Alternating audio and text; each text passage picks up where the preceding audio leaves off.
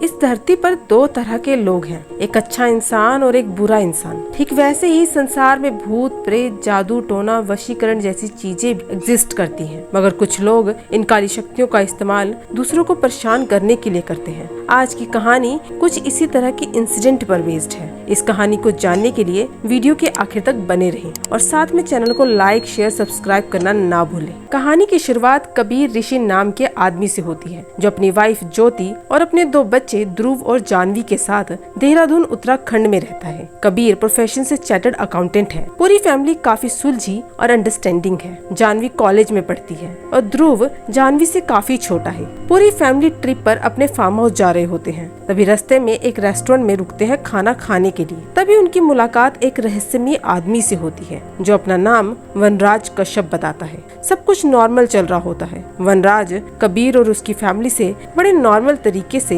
बात कर रहा होता है। तभी वनराज एक लड्डू जानवी को देता है खाने के लिए। लड्डू खाने के बाद जानवी को अजीब लगता है, मगर वह इस अजीब फीलिंग को इग्नोर कर देती है। रेस्टोरेंट से बाहर निकलने के बाद जानवी अपनी गाड़ी में बैठी होती है और ज्योति फोन में कोई काम कर रही होती है। इधर ध्रुव और कबीर दुकान पर कुछ खरीद रहे होते हैं। तभी वनराज जानवी को एक बिस्किट का पैकेट देता है और उसे बोलता है कि फार्म हाउस घुसने से पहले पूरा पैकेट खा लेना। फार्म हाउस पहुंचकर सब अंदर चले जाते हैं, मगर जानवी पूरा बिस्किट का पैकेट खाने के बाद ही अंदर जाती है। जानवी वही करती है जो वनराज उसे करने को बोलता है। पूरी फैमिली फार्म हाउस के पूल पर एंजॉय कर रहे होते हैं। तभी ज्योति अपने फोन को चावल के डिब्बे में डाल देती है, ताकि फोन में अगर पानी चला गया हो तो सूख जाए। ज्योति जैसे कपड़े बदल कर अपनी छत पर आती है, वह मेन गेट के पास वनराज को दिखती है। ज्योति सीधा कबीर को वनराज के बारे में बताती है। वनराज के लिए घर का गेट जानवी खोलती है। वनराज बोलता है कि फोन चार्ज करने के लिए यहाँ आया हूँ। कबीर उसे चार्जर देता है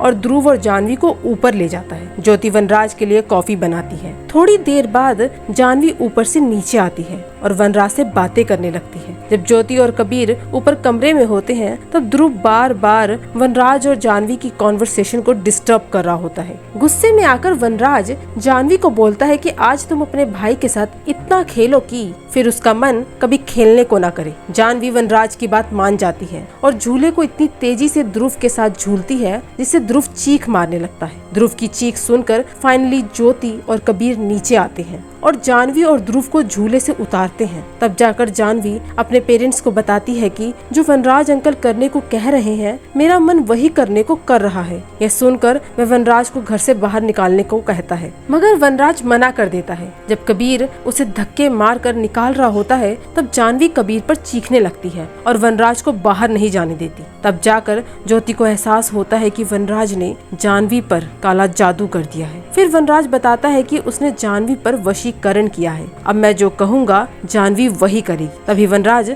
जानवी को सूखी चाय की पत्ती खाने को बोलता है। जानवी वैसा ही करती है, चाय की पत्ती खाने लगती है। फाइनली कबीर और ज्योति पूछते हैं कि उसे क्या चाहिए। तब वनराज बोलता है कि आप लोग अपनी बेटी मुझे दान में दे दो, मगर कबीर दान करने से मना कर देता है और वनराज को मारने लगता है। तभी वनराज जानवी को बोलता है कि ध्रुव का सर फोड़ दो, और जानवी वैसा ही करती है। तभी उनके घर के बाहर दो पुलिस ऑफिसर्स आते हैं, मगर घर में सब शांत होते हैं। ध्रुव को ऊपर छोड़ाते हैं और वनराज जानवी को किचन में सिलेंडर खोलकर उस पर बैठने को बोलता है, ताकि अगर ज्योति और कबीर पुलिस के सामने होशियारी करे तो जानवी सिलेंडर पर आग लगा दे। पुलिस बोलती है कि यहाँ से कॉल आया था। डर के मारे ज्योति बहाना बनाकर पुलिस को वापस भेज देती है। तब जाकर वनराज घर के सारे फोन तुड़वा देता है और लैंडलाइन कनेक्शन भी कटवा देता है। कबीर वनराज को पैसे देने की बात बोलता है, मगर कबीर पैसे लेकर बाहर जाकर सारे पैसों को जला देता है और बोलता है कि उसे इन सोना चांदी और पैसों का कोई मोह नहीं, उसे तो बस उनकी बेटी दान में चाहिए, ताकि वह फाइनली आज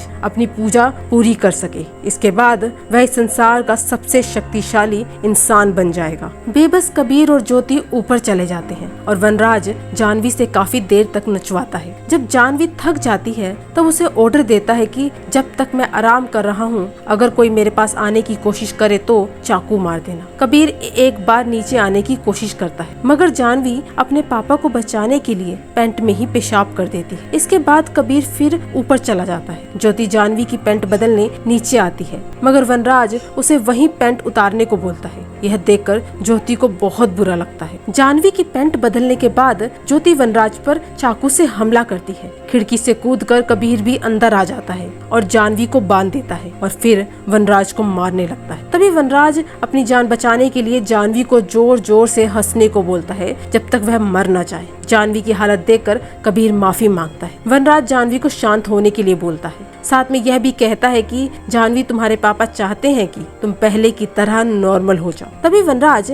अभी हुए हमले का बदला लेने के लिए जानवी को ध्रुव को जान से मारने को बोलता है और उसके हाथ खोल देता है। ध्रुव टेरेस में जाकर छुप जाता है, मगर जानवी उसे ढूंढ निकालती है और उसे ऊपर से नीचे गिर देती, मगर ध्रुव बच जाता है, लेकिन उसकी हालत बहुत गंभीर होती है। ध्रुव को बचाने के लिए फाइनली कबीर और ज्योति जानवी का दान कर देते हैं। वनराज जानवी को लेकर चला जाता है। ज्योति ध्रुव को गाड़ी में बैठाकर शहर की तरफ निकल जाती है। इधर कबीर सबसे पहले अपने नौकर के घर जाता है उसका सेल फोन लेने, क्योंकि कबीर जब खिड़की से कूदा था तब उसने वनराज के फोन में ट्रैकर लगा दिया। वनराज अपने अड्डे पहुंचकर पूजा की तैयारी करने लगता है। वनराज ने जानवी जैसी काफी लड़कियों को वश में कर रखा होता है। वनराज एक बड़े से कुंड में आग लगाता है और सब लड़कियों को बोलता है, जब मैं यह लाल कठपुतली आग में गिरूंगा तब तुम सब भी साथ में आग में कूद जाना। सभी लड़कियां हामी भरती। वनराज इस पूजा के बाद सिर्फ आंखों से ही किसी को भी अपने वश में कर पाएगा और उसे किसी को लड्डू खिलाने की जरूरत नहीं पड़ेगी। तभी वहाँ पर कबीर पहुँच जाता है और वनराज की जीभ काट लेता है, मगर अभी भी लड़कियां वनराज के वशीकरण में होती हैं, इसलिए कबीर को मारने को दौड़ती है। मगर तभी कबीर वनराज की रिकॉर्डिंग ऑन कर देता है जब उसने